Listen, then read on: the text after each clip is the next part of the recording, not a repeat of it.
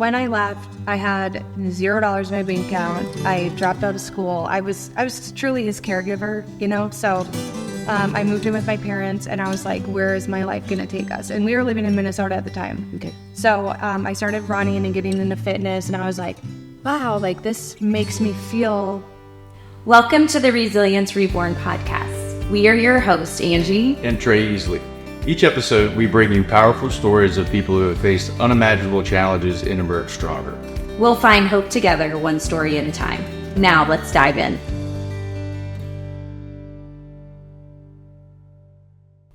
Hi, and welcome to this episode of Resilience Reborn. I'm Angie Easley. And I'm Trey Easley. We are so thrilled today to have Samantha Rossin on with us. What a wonderful person and guest, and we're so thankful that you're here today. Do you think maybe you could just start out by just giving us, who you are, a little bit of your story, and we'll just kind of go from there?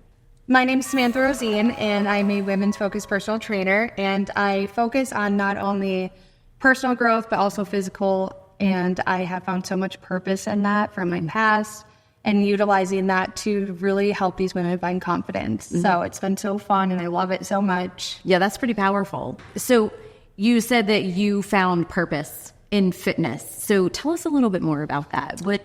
What made you? Yeah, so I'll kind of rewind a little bit. I was a gymnast growing up, absolutely loved it. I was very competitive, which I love that your daughter has that.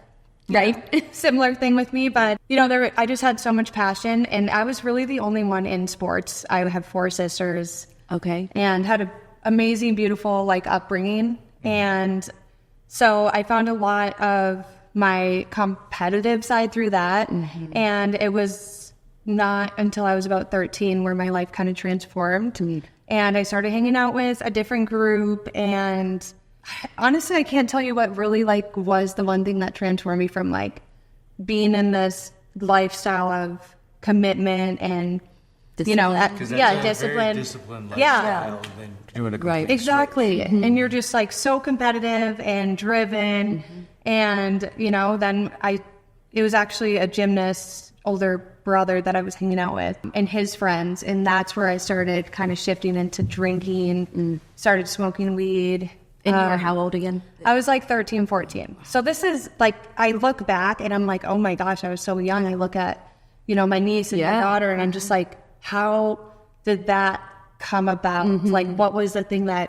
And you grew up in a really good household. Yeah. Right. Exactly. It's amazing how that actually happens quite a bit. Yeah, because that's one thing I look back, I'm what was the thing, And there wasn't a traumatic thing that happened before that. It was just I was very curious, I think. Mm-hmm. And I was let's do this. That's a good word. Yeah, curious. I'm I was hanging out with older people too, and that is a role model for them. I should not have been looking up to those people. But so then I started doing that, and then it just became where I was skipping gymnastics, and I kind of fell off that train. And then I started hanging out with these new people and, going to parties and, and that thrill of running from the cops and it just such different know things. that thrill. Oh. Yeah. Oh, do you? No, I do not. What? That's that's crazy. Yeah. Oh my gosh. It turned into me being on probation, going to court, getting drug tested, all these things. But it wasn't until I started hanging out with even more of these gang members, essentially. Oh, these gang members would come from Chicago, and my town was in the middle of Chicago and Minneapolis. Okay. So they would always stop in our town, distribute what they wanted to, distribute. And that's when I took my first hit of meth. And I remember the feeling. I remember everything. I was in the circle and I took it, and it just the feeling that came about my body, it's just it's a thrilling, happy feeling. And I will never, and I think that's what addiction is. That's one of the most addictive ones out there. Yeah. It is because of that euphoria. Exactly. It is. And it's just there's nothing wrong with me. I feel really good. And that's kind of where the turning point really went on, because then you become addicted and you do whatever it takes to get the drug, and you're 14 years old. Yeah. At that point you have no money, so you're stealing. And now let me ask you this. When you went to go try that, right? I think all of us, when we were kids, we think about trying things. did you think about, there's no way that I can get addicted off of one time with this drug? Or was it just like, because I was, smoking weed, you get high and then you pass out. Yeah. But I honestly, I always think about that. I'm like, what did I think back then? I could tell you, like, I don't think I was going to be addicted to something like that. Right. You probably just went in thinking this is just something I'm going to try. Yeah. And so, and like, I had been around people like injecting heroin in their arms and stuff. Like, I've seen people like, whatever. So you're in a pretty rough crowd. Yeah. Spoons, they'd be smoking crack on spoons. I mean, there was one time we were out of money, we were out of meth, and we were literally crawling on the floor, picking up any clear rock and putting it in our pipe. Like, and they were rocks from the outside. They were not meth rocks, And so like hours and days would go by and I'm like, gosh, what is happening? But that happened. And then it kind of continued. And then I started, we had the cocaine, and then we'd do ecstasy in my friend's basement. And just like all these things, it just like life just kind of passed by. But I just look back and I'm like, I can't think about like what was my family aspect back then, because I was so focused on just hanging out with these friends and being a rebel and not listening to my parents. And well, once you're under that influence, it's really hard, if not impossible, to say anything to anybody. Just because the addiction is telling you. I speak from experience. The addiction is telling you, no, this is what you need. And they're trying to take it away from you. Yes, this is what you need. Yeah, exactly. And so, it's just, I mean, after I did become sober though, like I just look back on drugs now and I'm like, I'm so grateful, because I've had it in front of me so many times. I mean, I don't even know what they are now, the new drug, but like cocaine was in front of me. It's like, I just don't, but yeah. So, wow, that's amazing. Yeah. Like, and when you finally got sober, at what age was that? So how long did this kind of go on? So I'm trying to think, because I started dating my ex when I was like 15 and a half. I feel, and he was like, you can't hang out with those friends anymore, because then that transitioned into something different. Sure. So that's the light in that whole situation is he was like, you need to get out of that friend group. You need to stop. Although we did drugs together for a while, me and my ex. Okay. But it was like 15 and a half, but we still did cocaine. It was just the meth where I'm like, I went to my counselor that day, and one day in school, I was in like an aftercare program. So like I look back and I'm like, I was continuously in like out of like the normal situation of what my friends were, but I don't remember it all happening like that. Like I just thought we were just going to school, but then I look back and like I was in day treatment. I ended up going to the ALC. I graduated late, all these things. But one story, I know this is kind of going off subject, but I took speech class and I was on meth, and it was the how-to speech where you would like teach people how to make something. And I guess I was like this the whole time, like digging into things. And my friend's like, she took me to class. She's like, what the is wrong with you? Like you look like you're on something. And then my teacher failed me twice in a row. He's like, yeah, you're not coming back to my class. But you eventually made it to your guidance counselor. I did. Okay. Yes. Sorry. Yes. I made it to my guidance counselor, and then she took me to my parents' house, and I had to just tell my parents. Actually, it was just my mom. And then, she started crying, and, and I was just very suicidal. I cut my wrist a lot, like just all these things. And like, I didn't think like my parents were even noticing, because I have 4 other sisters, but that made me realize like, okay, like she does care. Not that I didn't think she ever didn't care, but like I was just, for those 2 years, I just feel like I was on a different planet. Yes. Yeah. We're not you. Yeah. And yes. And the fact that you still do not know what that turning point was. Yeah. I'm like, how did that much time go by? Like, I know it went by, but like, where was, like, it was almost like I rolled my car, and that cop knew I was drunk, and he said, you need to go to your house right now. My dad came pick me up. They towed my car away. Like he saw my arms. He's like, what is wrong? You need to go home. My teachers would pull me out of class. Like, you need to get your head out of your butt. Like, so there was never anyone, they always saw so much in me, even though they knew I was drinking at school. They knew I was on drugs. Like, they knew that was a DWI and was killed my best friend, you know, like there was always someone who was like looking out for me. And I think that was a blessing and a curse because I just continued to like do what I was doing. Because you kind of knew someone would. Yeah. Right? I was like, I'm not getting in trouble except for when I, you know, my first time in a cop car was for a underage cigarette pack thing. It wasn't even like that. Wasn't even like what you were doing. Right? But running from the cop, I know we're kind of going up, but like running from the cops, like it was just always a fear. Like you always are looking in the back window, like you're rolling around with these people. They're coming and you're hiding in basements, you know, and hiding stuff under couches, and it's just such a different lifestyle. Yeah. Oh, I can't imagine that. When you eventually went to your counselor, yes. was that kind of, because I've heard a lot of these stories where it's like that breaking point. I had my own.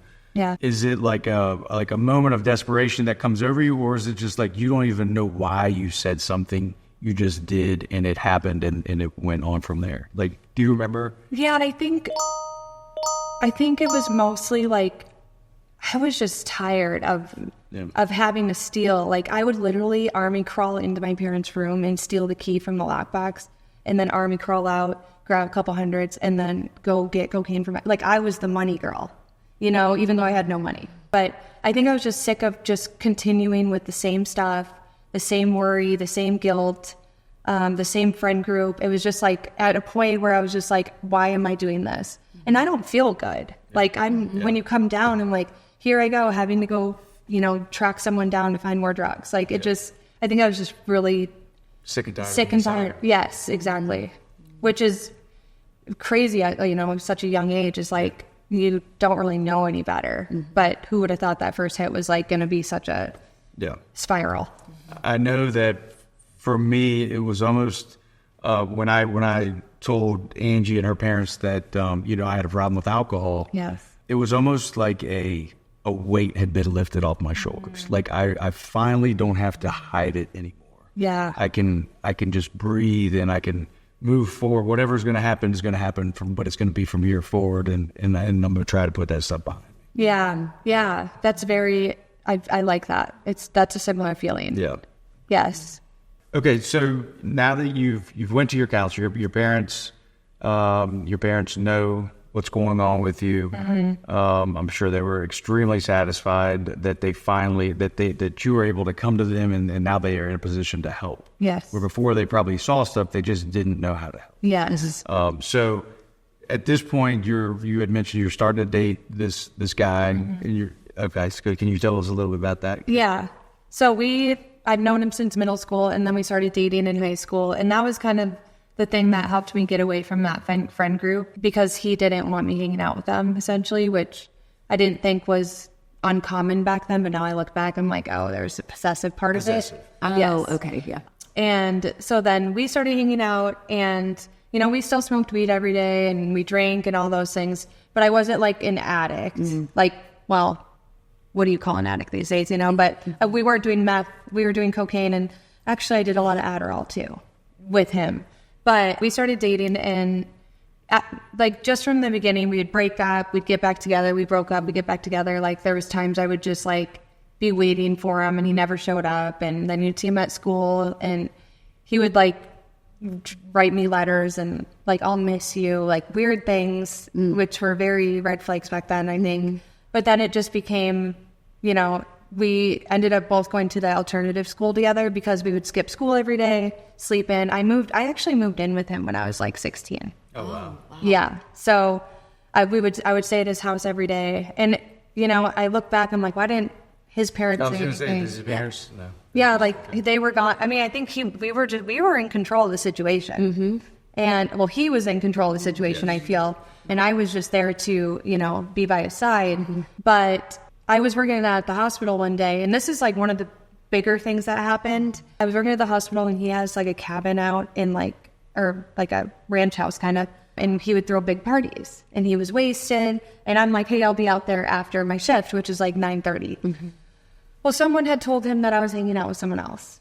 Although I literally was at the hospital. And he strapped his bottle of Jameson in the front seat of his car. And he sped down like 40, it's 40 miles away, sped down. He got a DWI. He got pulled over, got DWI. And then he got on house arrest, all these things. And it was like, everything was my fault, and his parents are like, what's going on? Like, he went to go find you, and that's kind of like the first thing I'm like, what is going on? Like, this is not my fault. Like, I am working, and so then he got on house arrest. So then I was really like home with him all the time.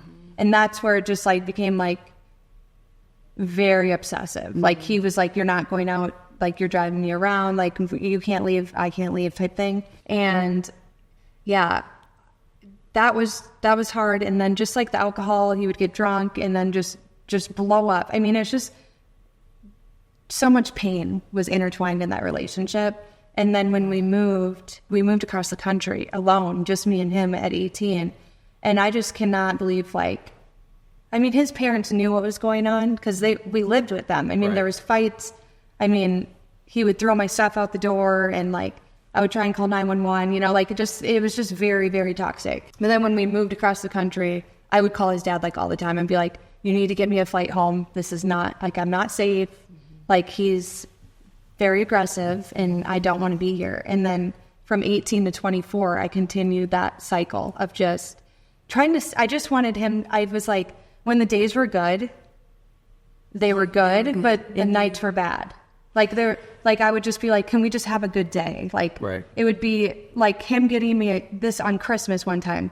He got me a watch and I was like, wow. Like, he would always, like, his parents, unlimited money, but like, he gifted me a watch, but then that same night he smashed and totaled my phone with a hammer. So like, it was always like it was like a beautiful thing, but then it always followed by something awful. And so like, when I say I felt he didn't love me, I know he loved me, but I feel like all the pain that he caused overtook all the goodness in his heart that he did have for those times. And it was just really, like, I just was so small. I felt so, I had no strength in me. And I was like, I'm fighting to try and just prove to him and help him change his perspective. Because it's like, if he was mad in the morning, like, no one's having a good day. He wouldn't even talk to me, So it was just really painful. So. Wow. Well, first of all, I'm sorry that you had to go through that. That's tough. And that you felt, I mean, like, you were trapped, right? You felt trapped and, I mean, alone. Yeah. Like, I was alone with him for like 8 years. Like, I lost all my friends and they knew. They were like, you have to leave. Yeah. And I was like, no, I'm going to fight for this guy. And it just was, I look back, I'm like, that was such a lonely time because I'm very social and like, him, like, why don't you go to the grocery store with me? Or why can't we go to the movies? He's like, oh, so other guys can look at you. It was just so stupid. So I would wear like baggy clothes, pajamas, like, and it just, I don't know, like little things like that. You just feel like, now, I'm never going to get out of this. Because you keep mentioning how you just wanted him to show you love, show him that, and when he did, it made you just fill with joy. Yeah. Was that something you didn't think that you could get somewhere else, or it was just you were so kind of in control by this guy that he could just basically do what he wanted? Yeah. And he knew that you'd stick around. Yeah, like every time I left, because there was a time where I flew home and my dad had to pay for my ticket. And, that was a big ask, And I kept telling myself, usually I would fly back the next day. Mm-hmm. This time I was like, it is what it is. Like, whatever's meant to be, whatever meant to be. And then his dad had a talk with him and he's like, will she be a good wife? Will she be a good mother? And he's like, well, yeah. And then somehow like that made me feel like, oh my gosh. Yeah. Like, he thinks I'm going to be a good mother. That's all I wanted to hear from him, Mm-hmm. But so then I flew back and then he picked me up, but I was on the wrong floor. I was on the departure instead of the arrival. Well, this was he was furious. So then I get in the car. He's like, what screaming at me, and he's flooring it down the road. And he got to a stop sign and he whips a U-turn. He's like, I'm taking you back to the airport. And I'm just like sitting there. I'm just like, I'm never going to win. And mind you, I still stayed with him for like 4 more years. but eventually turn around. But just like little things like that. Yeah. And then I had to friend drug dealers in Orlando because he was addicted to marijuana, which like every day, if he didn't have that, he would like scrape his bowl or whatever. But like I would go find people and have to get him weed by myself at like 9 p.m. and bring it back to him. Like he didn't text me, ask me like if I was okay. It's just like I presented him with that, and then maybe we had a good morning the next day. So things like that. But I didn't even think about anything else. I didn't think about my family. I didn't think about. I just wanted him. I just wanted to show him. Like I just wanted him to love me. I guess I just wanted to like have a good life with him because there was those moments in the beginning and before all this. But I look back and there was a consistent pattern of abuse. So it's like. So do you think that because he helped bring you out of that dark period, do you think and possibly that maybe this was like, I owe this to him? Did you ever think that? Or I never did. Yeah. I never did. But I think with everything, even with his family, there was a lot of things, but I felt like I was the only one that he had. Yeah. So at that point, like he wasn't, a lot of his friends like knew, you don't want to drink too much and, be around him at certain times. But yeah, I think I just felt like I was all he had. Mm-hmm. And you wanted to fix him. Yeah, I wanted to fix him. Yeah. And it continued to feel that way. I honestly said after I left and never went back, I said, I'm going to marry him. Like, I know I'm going to go back with him one day. And thank God I didn't. I moved to cross country but I was like, I was in love with him. And I say like, I will never love someone the way I loved him. Mm-hmm. Like I love him so differently than how I love my husband, mm-hmm. but it's such a different love. Yes. It's like a painful love. Mm-hmm. Yeah. So. Okay. Kind of like so you said you would cut your wrists and things. Mm-hmm. It's kind of like that kind of love, right? Yes. You feel the pain. Yes. It brings you a little joy. It takes away other pain. Yes. Yes. Yep. And exactly. That's how I felt. I was like, just whatever it takes, honestly. I just think about all the times where, he would just kick me out in the middle of Orlando and like I have my suitcase. And thank God I started working at this little boutique in the boss Ricky. I'm still really good friends with her. So I started working at a boutique and I ended up realizing that she was also in the same apartment complex as us. And so, no, because I met her in the elevator. That's how this happened. Oh, okay. I met her in the elevator and she's like, hey, somehow we got talking. And she's like, do you want a job? And like, I didn't need to work and I don't think he liked that, but I still did because it was like my safe space. Yeah. Well, then one day I ended up having to walk to work because he would just take things away. Like he'd be like, you need to walk to the grocery store and get groceries. And it's like, well, we have a car. Wow. But so I walked to work and I just like had a meltdown. And she goes, oh my gosh, like, so then she was like, what is going on? Like all these things. And I'm kind of telling her, but I didn't really tell her what's going on. Yeah. But she said, she was literally right next to us. She's like, I know that, like, I hear you crying and him screaming and, all these things. Like I knocked on the door, but I also am scared. I don't want to make things worse for you. And it got so bad after I opened up to her because I just had someone to talk to. Yeah. That I ended up, she took me in and she let me live with her for a little bit. And like because we broke up, but this was in Florida still. So we still had a couple of years after that in Minnesota after we moved back. But oh, wow. It's wild. It's like when I got away, I didn't get away. You didn't get away. Yeah. And because, I don't know, but so yeah, she was, I don't even know what the question was.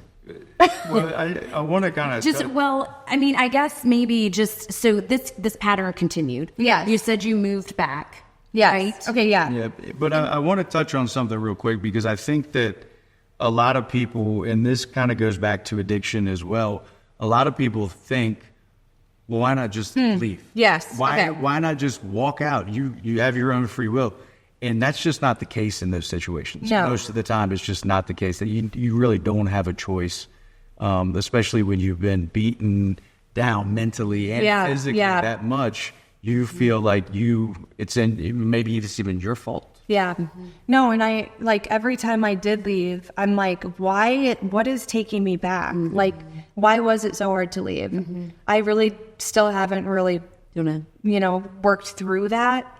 But I do know that when I did leave, it was after like a really big fight, and I was sleeping on the floor in the guest bedroom, and we had a roommate then, thank God, you know, like he was his friend. Yeah. He lived in the basement, and I was just like, I just can't. I mean, how many times have I said I can't do this anymore? But that time I was like, I just can't do this. Like, I'm going to pack my car tomorrow. And I ended up doing it, and he was on the computer, and then the stairs were right here, and his friend was on the couch. He didn't even look back. Like, I just kept going to my car, and putting everything in my car. And then I left, and he had called me. He's like, where are you going? I'm like, I'm going home. Like, I'm not coming back. And I never came back again. And it was just, I think about that, like, what brought me to that place? Right. I think I just was fed up, just like when I was on the drugs. I was like, I'm not going to do this anymore. Like, 8 years, every single day, continuously just being called names and you know, beaten down, and I was just done. And there was physical abuse in there as well. Yes. Is that correct? Yeah.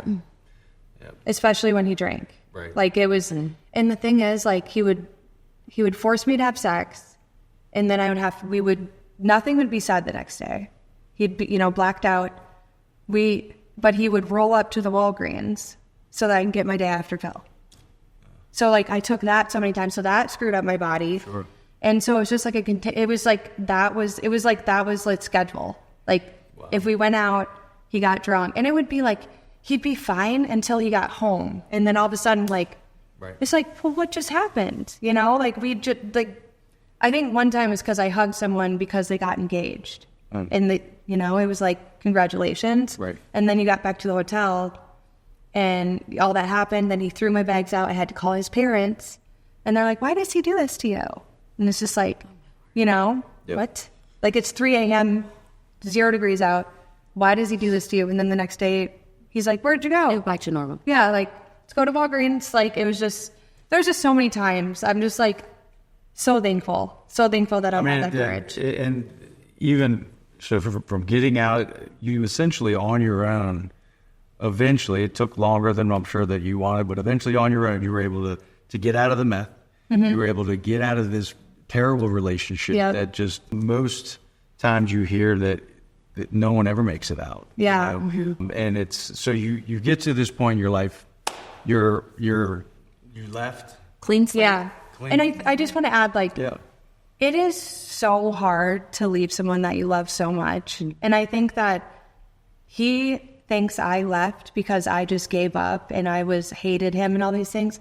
Like, I had to step away so that we both could better our lives. And I think that was the hardest part, because, like, I didn't fall out of love with him and just get to leave because I didn't like him anymore. I had to make a decision and say, like, I know I love this person. I know that, you know, I wish I could change him. But for me, I have to step away to better my life. And I think that's the hardest part. And I think that's why people stay. Sure. Yeah. And so, you know what I mean? Like, it's a very hard decision to make. Because I never talked to him again. We never had a deep conversation on why I left. And so that's hard, right? It's very because hard. You've never closed that. Yeah, we never closed it. Because, like you said, you did really love him. Yeah. And he doesn't see what I see. He didn't go through what I went through. So he might see a situation that had happened, but he doesn't know how it impacted me. Because we never got to have the conversation. Right. You know, anything that happened was shut, thrown away, and you move on to the next day. So that is a very hard part. And I think, so going back to that question, I think that's why people stay, is because it's hard. It's so difficult. Yeah. Wow. Oh, gosh. Okay, so moving forward. Yes. You left. I left. And you had, I mean, what'd you do? Like, I know. Where, like, this, I mean, clearly it's brought you to where you are right now.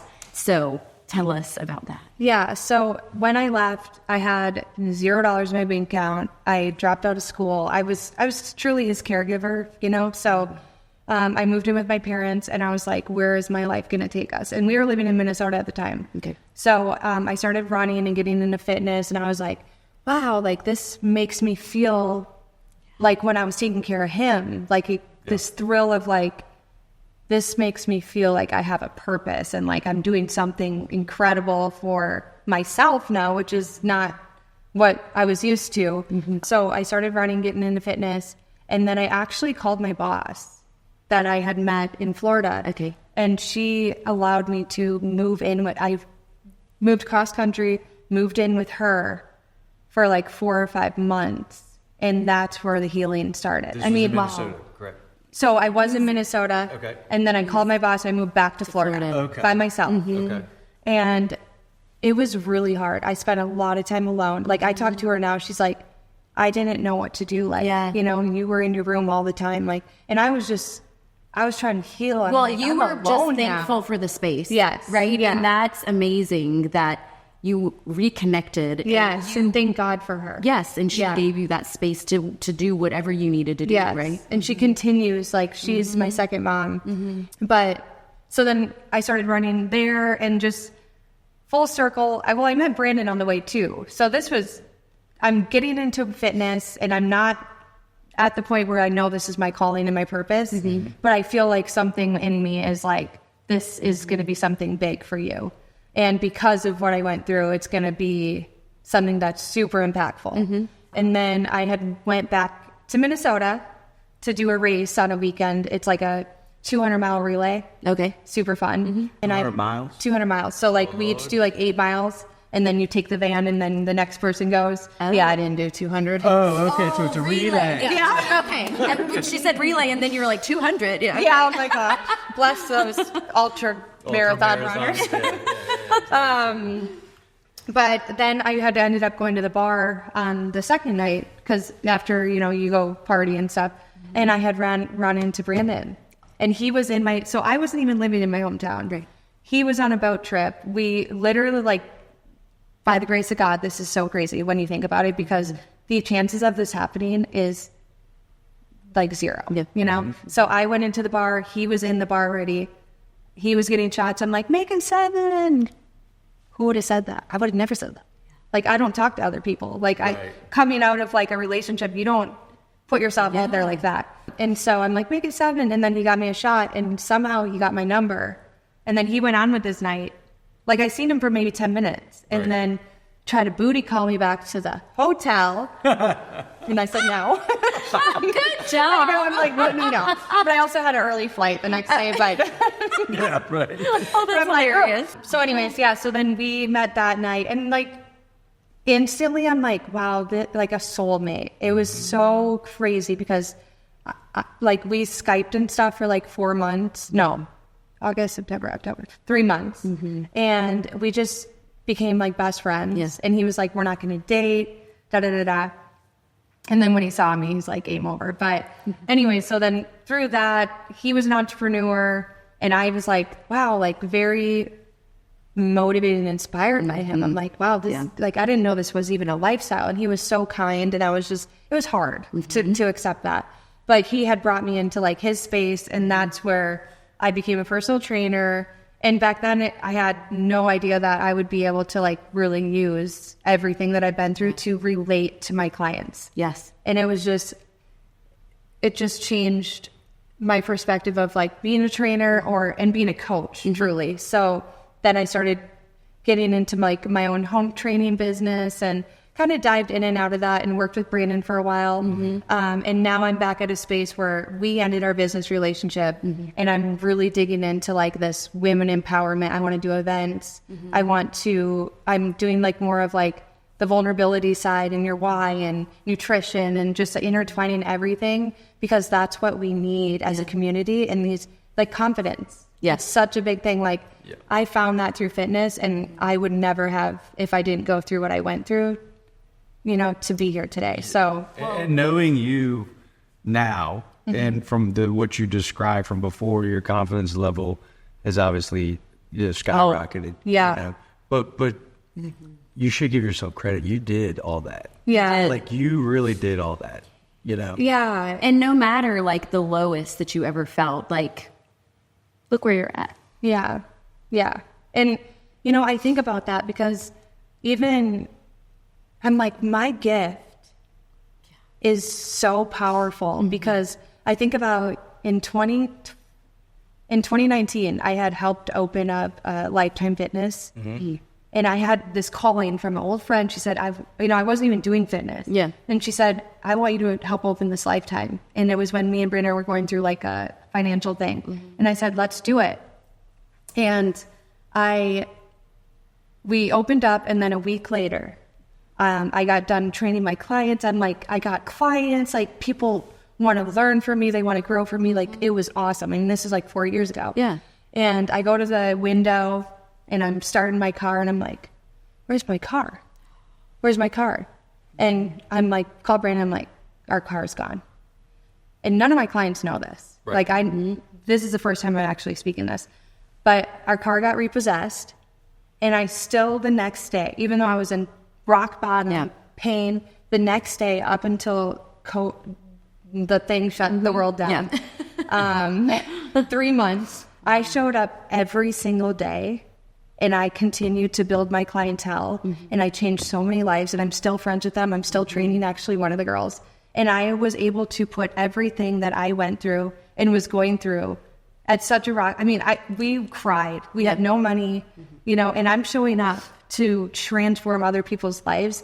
Like that's my gift. Like, because I know that I'm able to overcome whatever I'm going through to move forward. Right. And so I was like, that is so special because those clients had no idea. Yeah. If I told them, they'd be like, wow, like I cannot believe that you showed up the way you did. I mean, I would spend 12 hours at work because I didn't have anything else to do, Right. But it was like my clientele, like those girls just did so much more to me than I did for them. So it was just... So in like that once again, another low point, right, in your life, that is just a perfect example that who you are and how you found that courage and that strength, that even with that adversity, like facing it, that you just pushed forward and you were such a help to other people. That's amazing. Yeah. So it's amazing. like, I crave it. I'm like, if I can just, like, I love talking to your girls. I'm like, I hope that they just look at me and they're like, I want to do, I want to learn from her. Like, I just see people so differently because, look at the life you've lived. Yeah. So how can you not see a million things differently? And it's sometimes it's hard because I can't take on all the emotions and I can't change everyone. But when I can, and they just see a little bit of change in themselves, it's just priceless for me. Yes, absolutely. And I think that, because even with my past of, problems with alcohol and loss and everything, I've always get asked, would you change anything? And the answer is, for me, absolutely not, because I wouldn't be able to be in a position to help people right now like I do if I hadn't seen that other side. What do you say? Which is amazing. Thank you. I mean, do you feel kind of the same way? I used to be like, I wish that didn't happen to me until I, became more knowledgeable about how I can use my past and how it did dictate everything that I'm doing now. Right. The one thing that I wish I could go back and do is just tell that version of myself, like, it's okay because this all is going to be like the uphill.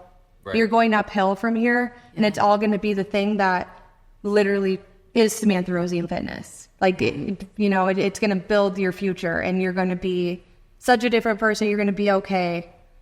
That's the one thing is like, I just want to hold her and just be like, I wish I just knew like it was going to be okay. Yeah. But you can't. Even when I go through things today, like, it's so much easier because I did overcome so much, but I'm just like, it's going to be okay. Yeah. You know what I mean? Yeah. But it's hard. Even when you go through things, how do you go tell someone who's in an abusive relationship, it's going to be okay? It's like, and I know people that are in abusive relationships right now, but like you have kids and like, how do you pull someone out of that? That's so challenging. And that's not something I'm able to do, but I at least can be there for them. So right in that situation.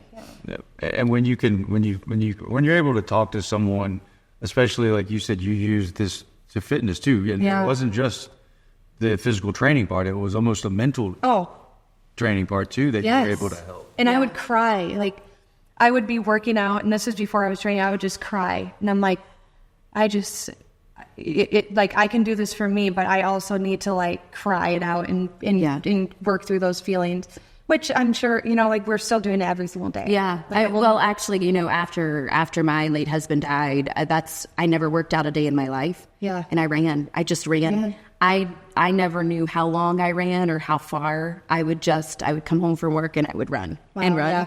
And it like took it all away for that moment. Yeah. There's just something about it that, I don't know. I think because Sean Bela, who's amazing, he helped me because I start, we had a very common, he'd be like, you're running from, and I'm like, I don't want to run back. Like I'm going to run, which was a cool metaphor, but. Oh yeah, that is cool. Yeah.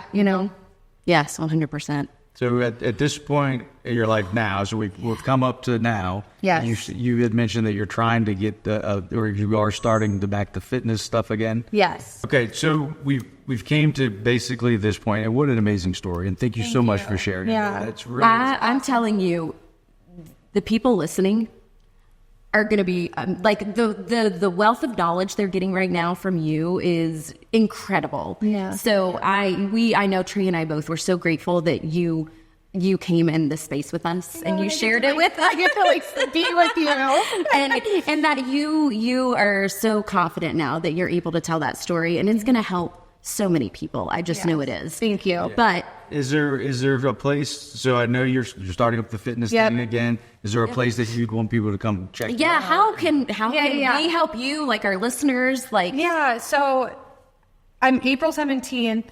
I'm going to start a free program. So you can always just reach out to me on Samantha J. Rossin on Instagram.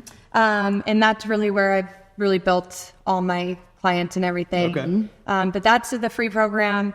And then I'm doing that, Matt. Yes, I know. I'm so excited. Women only. Sorry, Trey. But yeah, so I'm going to start there, and then I do take on clients in Nashville and online, but mostly just trying to build that community so that that's really what I want. Yeah. Like I want people to be able to show up, and I don't want people to be worried when they say, oh, well, I didn't go through anything like that. Like, it doesn't matter. It does not matter. No. So that's where you can find me on Instagram as Samantha J. Rossin. Okay. Awesome. Very good. Thank you so much. It's been a pleasure, and what an amazing story. Oh, it's just been, my heart is so happy, and you just know you are phenomenal. Thank you. And you have so much more to offer to the world. So much. Okay, well, thank you so much for listening to this episode of Resilience Reborn, and we will see you on our next episode. Thank you. Thank you for joining us on the Resilience Reborn podcast. We hope today's stories provided you hope and inspiration to always be resilient. If you enjoyed today's episode, please consider subscribing to our channel. You can also interact with us on our Facebook community page, which you can find by searching Resilience Reborn on Facebook. Remember, through resilience and recovery, you are never alone. Together, we grow stronger. See you next time.